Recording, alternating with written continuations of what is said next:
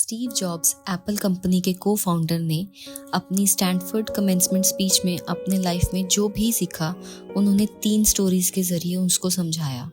चलिए इसको आसान तरीके से समझते हैं। स्टीव जॉब्स ने एक कॉन्वोकेशन इवेंट पे स्पीच की शुरुआत करते हुए कहा, इस कॉन्वोकेशन के इवेंट में आप सबके साथ होना मेरे लिए एक ऑनर है। फ्रैंकली स्पीकिंग, मैं किसी कॉलेज से पास आउट नहीं हुआ और कॉलेज ग्रेजुएशन इवेंट के इतना क्लोज आज मैं फर्स्ट टाइम आया हूँ।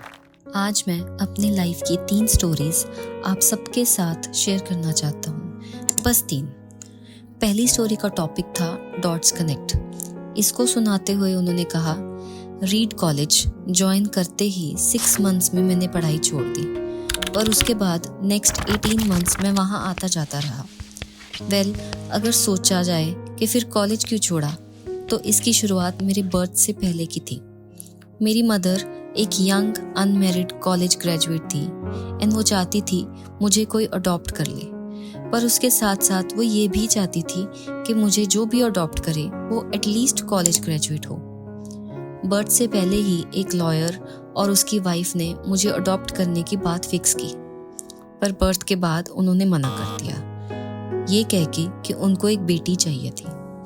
बात करने पर वेटिंग में मेरे पेरेंट्स को एक और कॉल आया जिसमें एक फैमिली ने मुझे अडॉप्ट करने के लिए बात की, पर अडॉप्शन के दिन उनको पता चला कि वो फैमिली में कोई ग्रेजुएट तो क्या हाई स्कूल भी पास नहीं था। इसलिए लास्ट मोमेंट पे उन्होंने अडॉप्शन पेपर्स पे साइन करने से मना कर दिया। होने वाले पेरेंट्स ने ये प्रॉमिस किया कि मुझे कॉलेज ज़रूर भेजेंगे। ये सब सुन के मेरी मदर फाइनली मान गई।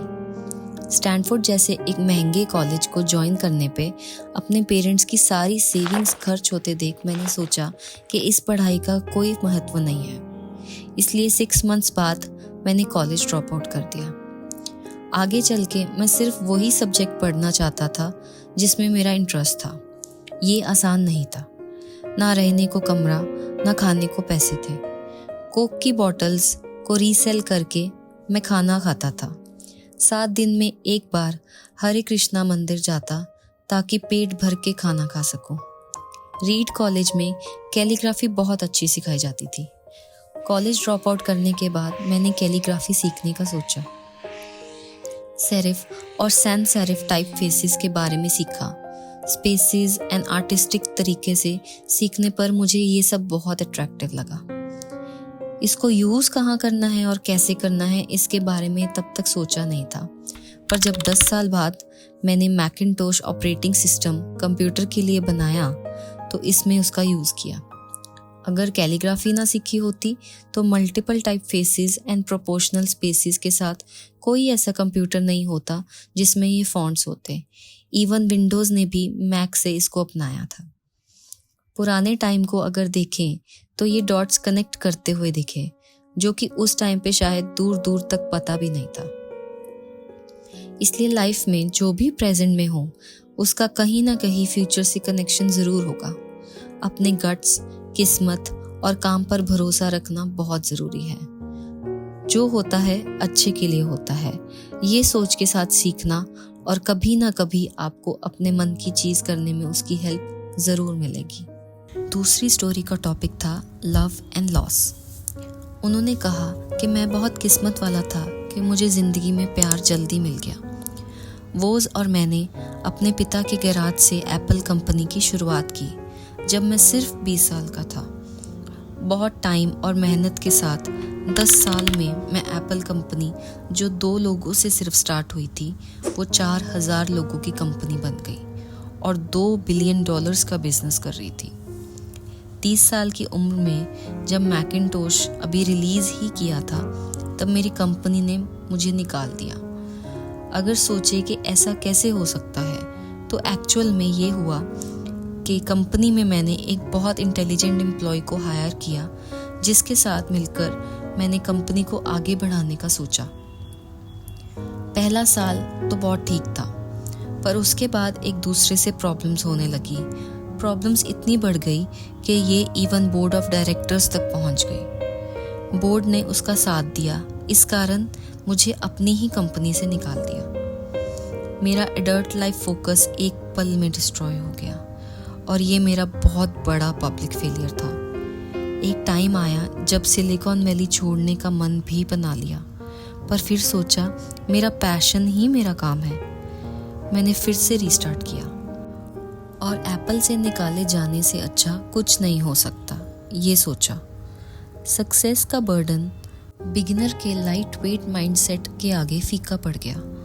उसके बाद मैं बहुत लाइट फील करने लग गया।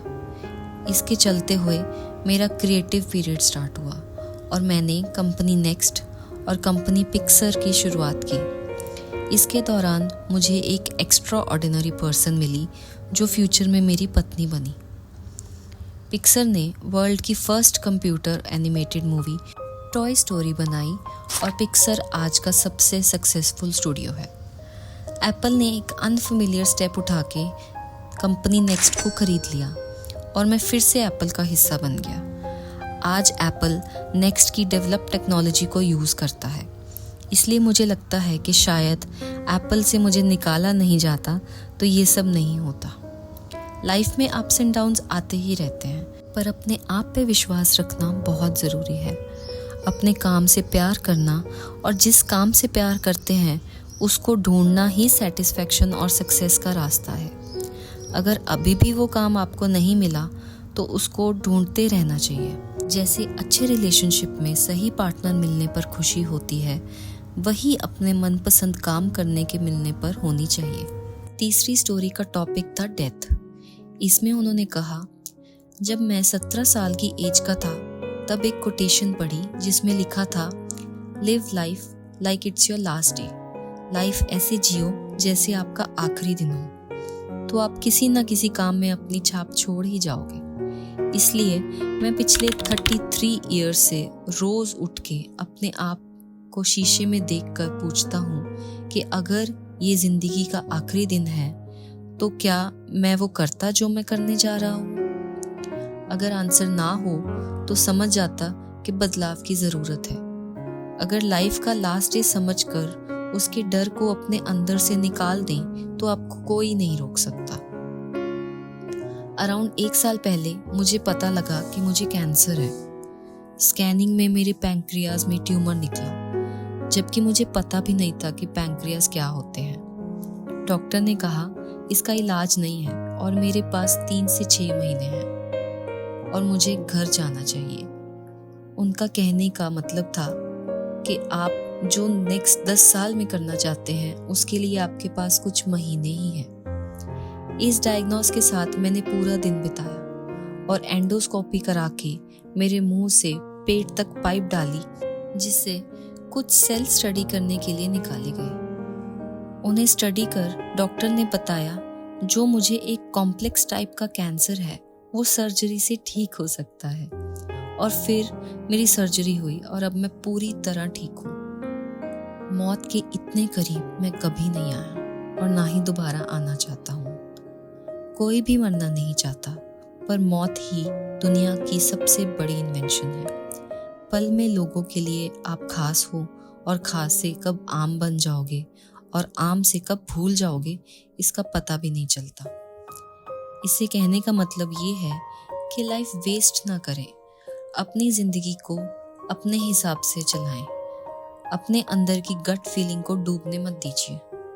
अपने दिल की आवाज़ सुनो, बाकी सब सेकेंडरी है। एट द एंड मैं कहूँगा, स्टे हंग्री, स्टे फुलिश। मैं विश करता हूँ आप सब ग्रेजुएट्स में कुछ करने की जिद हमेशा जलती रहे, कुछ सीखने की इच्छा हमेशा रहनी चाहिए। और अगर आपको लगे कि आपको सब कुछ आता है तो उसके बाद आप कभी सफल नहीं हो सकते।